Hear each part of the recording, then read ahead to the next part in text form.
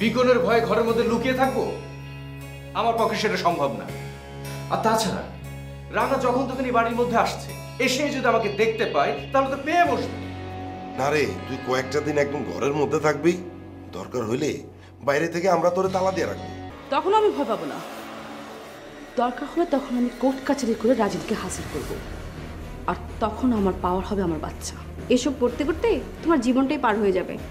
তার চেয়ে এক কাজ করলে কেমন হয়?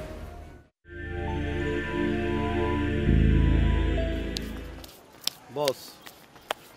আরে পিস্তল মানিক, তোরে দেখে তো আমি সুখের সাগরে ভাসতেছি। মনটা আমার শান্তিতে ভরে গেল, বুঝছস? নতুন কোনো চিড়িয়া সন্ধান পাইছেন বস? আরে পাইছি, বহুত দিন থেকে ডিস্টার্ব করতেছিল, চান্স পাইছি।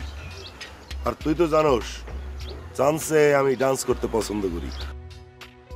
বুঝছি বস, নতুন কারো ছবি ওয়ালে ঝুলাইতে হইব, নামটা বলে দেন, আমিও আপনার সাথে চান্সে একটু ডান্স করতে চাই। তুই তো আমার এক নাম্বার লোক রে, তোরে নিয়েই তো আমি নাচতে চাই। কিন্তু মানিক, খুব সাবধান, দুইটাই কিন্তু আমার কাছের লোক, প্রিয় লোক। জি বস। কাছের লোক, প্রিয় লোক, তাহলে তাগো ছবি কেন ওয়ালে ঝুলাইতে চান? অনেক বেশি কাছের লোক তো, বদ হজম হয়েছে, অনেক বেশি ভারী হয়ে গেছে, বমি কইরা একটু হালকা হইতে চাই। ইয়েস বস, কাছের হোক বা দূরের হোক আমার সমস্যা কি, আমি তো আপনার কাছে থাকতে চাই। আপনি কইবেন, আমি ফটো বানায় ওয়ালে ঝুলাই দেব। পারলে দুইটারে, আর না পারলে অন্তত একটারে পুরা নাই করে দিবি। একটারে যদি নাই করা যায় তাহলে আর একটা সারা জীবন জেলে পয়সা মরবো। যা। জি বস, আসি। আসসালামু আলাইকুম।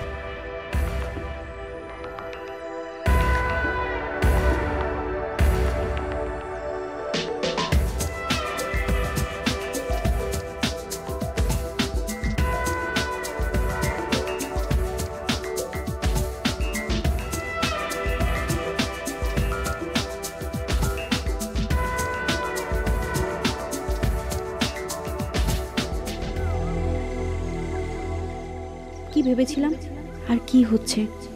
ভেবেছিলাম বিকনকে বাসা থেকে তাড়িয়ে দিব, কিন্তু এখন দেখছি উল্টো বিকন আমাদের তাড়িয়ে দেওয়ার জন্য প্ল্যান করছে। আপুর জন্য, আপুর জন্যই এত কিছু। আপু কি এক ঝামেলায় ফেসেছে। আজকাল এসব কোনো ব্যাপার? কোথায় অ্যাবর্শন করে ফেলবে তা না, ওই সন্তান জন্ম দেওয়ার জন্য রাজিনের পা ধরছে, বিকনের পা ধরছে। আপুর কাজকর্ম আমি কিছুই বুঝতে পারছি না।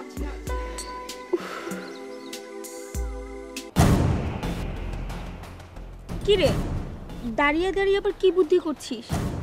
কিসের বুদ্ধি? নিশ্চয়ই কারো ক্ষতি করার বুদ্ধি। তোদের তো আবার 2 নাম্বারি বুদ্ধি ছাড়া কোনো কিছু মাথায় আসে না। শোন, তোর এইসব বকবকানি শুনতে আমার একটু ইচ্ছে করছে না। যা এখান থেকে, যা। মনে হয় রেগে আছিস। বুঝতে পারছি, কারণ তোরা অলরেডি বুঝে গেছিস তোরা হেরে যাচ্ছিস, তাই অনেক রাগ হচ্ছে, তাই না? তো নতুন করে কার ক্ষতি করার জন্য প্ল্যান করছিস?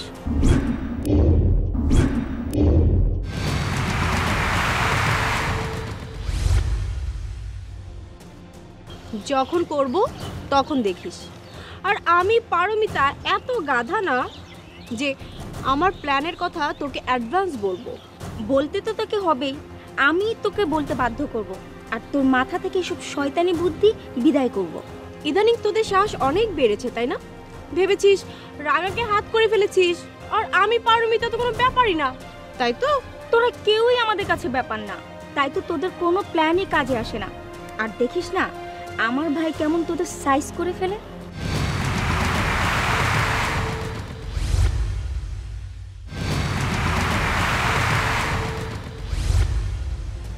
বিকনকে নিয়ে তোদের অনেক বড়াই, অনেক অহংকার, তাই না? আমার ভাইকে নিয়ে অনেক বড়াই, অনেক অহংকার, আর সেই কারণে বুঝে তোদের কষ্ট হচ্ছে, তাই না? কারণ তোরা আমার ভাইয়ের সাথে পারছিস না। তোদের বড়াই, তোদের অহংকার আমি পারমিতা শেষ করে দিব। মানে মানে তোর ভাইকে খুন করে ফেলবো, খুন।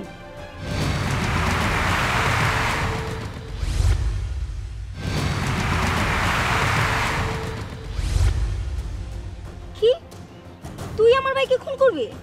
তোর ভাই নিজেকে অনেক স্মার্ট ভাবে, তাই না? ভেবেছে রাঙাকে হাত করে ফেলেছে, সব শেষ। এত সহজ না। যখন দেখবো না যে আমার বাবার সমস্ত সম্পত্তি গ্রাস করে ফেলেছে আর আমরা হেরে গেছি, ঠিক তখনই তোর ভাইকে খুন করা হবে। তুই আমার ভাইকে খুন করবি? এত সাহস তোর? তাহলে তো তোর নামে আজকেই থানায় একটা চিঠি করতে হয়। আরে যা যা, তোর যা মনে যায় তাই কর, কিন্তু তোর ভাই আমার হাত থেকে রেহাই পাবে না। এই তোদের কি হয়েছে রে? মা দেখো, ও বলছে ও নাকি ভাইয়াকে খুন করে ফেলবে। পারমিতা, এসব কি হচ্ছে? আমি তো আপনার মেয়ের সাথে কথা বলতে চাইনি, সে আমাকে খোঁজাচ্ছে কেন? আমি ইদানিং লক্ষ্য করছি তোর খুব এ ধরনের অভ্যাস হয়ে দাঁড়িয়েছে। কেন তুই ওদের সাথে লাগতে যাস?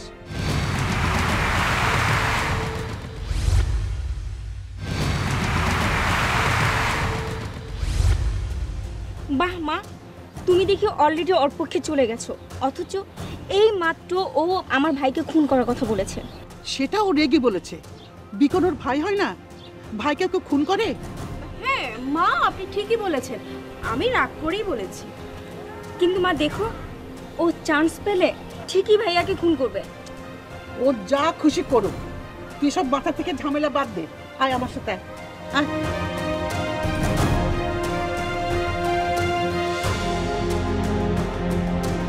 খুন তো আমি বিকনকেই করব, বিকনকে।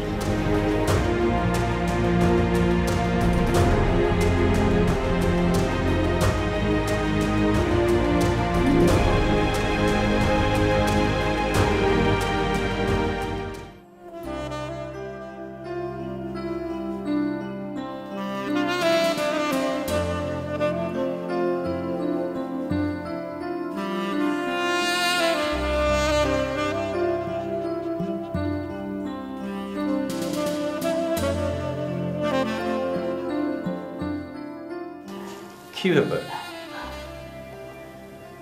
এত রাত হয়ে গেল তারপর ঘুমাচ্ছ না কেন? তুমি অত ঘুমাওনি? এই তো কিছুক্ষণের মধ্যেই শুয়ে পড়বো। তুমি শুয়ে পড়লেও তোমার চোখে ঘুম আসবে না। কেন ঘুম আসবে না? আচ্ছা ঠিক আছে, তুমি শুয়ে পড়ো, আমি আসছি। বসো। আমি জানি কেন আমার কাছে লুকাচ্ছ। আজকে 6 ডে পার হয়ে যাচ্ছে। আমি তোমার কথা কিছুই বুঝতে পারলাম না।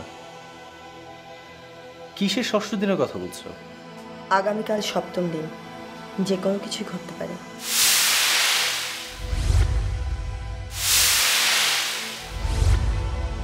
কি আবল তাবল বকছো?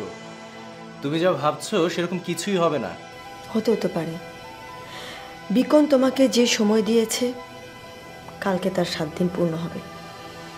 যদি সত্যি সত্যিও তোমাকে খুন করে? তোমার প্রশ্নের মধ্যে অনেকগুলো যদি আছে, বলার করার মধ্যে অনেক পার্থক্য আছে।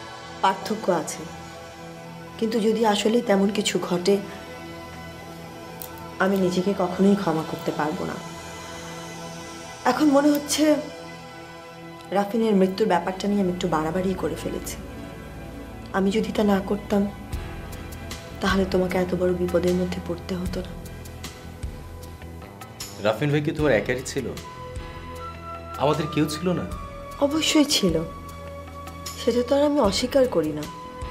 কিন্তু আমি যদি জিদ না করতাম, তাহলে এত বড় পদক্ষেপ তো তুমি নিতে না, এত বড় বিপদেও তোমাকে পড়তে হতো না। এর জন্য তুমি রাত জেগে বসে আছো? অনুশোচনা হচ্ছে তোমার? না, অনুশোচনা নয়, তোমাকে হারানোর ভয়। যদি সত্যি এমন হয় যে কাল বিকনের গুলিতে তোমাকে হারিয়ে ফেলি। উল্টো তো হতে পারে। যেমন? আমার গুলিতে বিকনেরও মৃত্যু হতে পারে।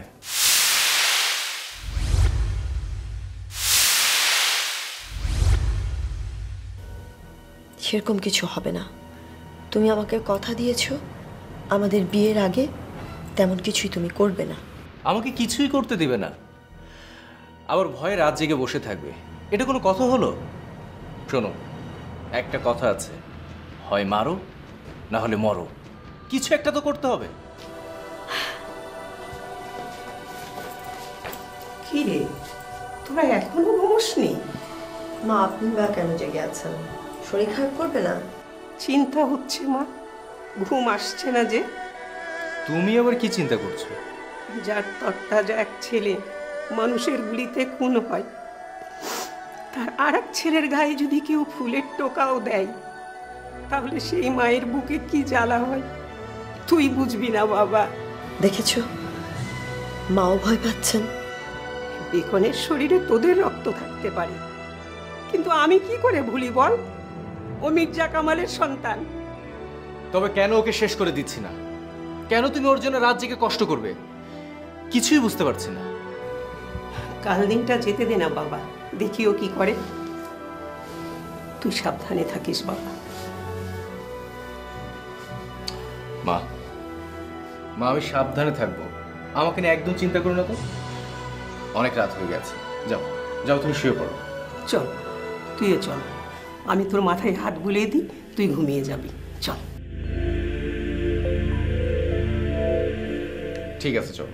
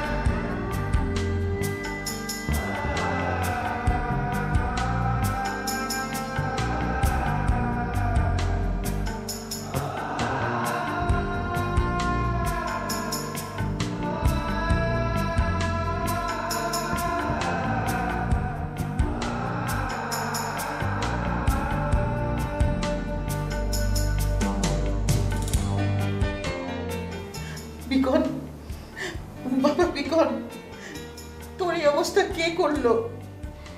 কে করেছে তুমি বুঝো না? তোমার জন্য আজকে আমার ভাইয়া হসপিটালে। তুমি আমার ভাইয়াকে বিপদের মুখে ঠেলে দিয়েছো শুধুমাত্র এই মেয়ের জন্য। কি এখন তো তুই খুশি হয়েছিস? তুই তো এটাই চেয়েছিলি তাই না? এটাই তো তোর প্ল্যান ছিল। প্লিজ আপনারা আজকে অন্তত এই হাসপাতালে ঝগড়া করবেন না প্লিজ। দেখো শবনম, দেখো আমার ভাইয়ের কোনো শত্রু ছিল না, অথচ রাঙার কারণে আজকে আমার ভাই শত্রুর গুলি খেয়ে হসপিটালে বেডে পড়ে আছে। বাবা বিকন, তুই ভালো হয়ে যাবি বাবা, ভালো হয়ে যাবি। আমার তো মনে হচ্ছে ভালো হবে না, যেভাবে গুলি লেগেছে মারা যাওয়ার চান্স বেশি।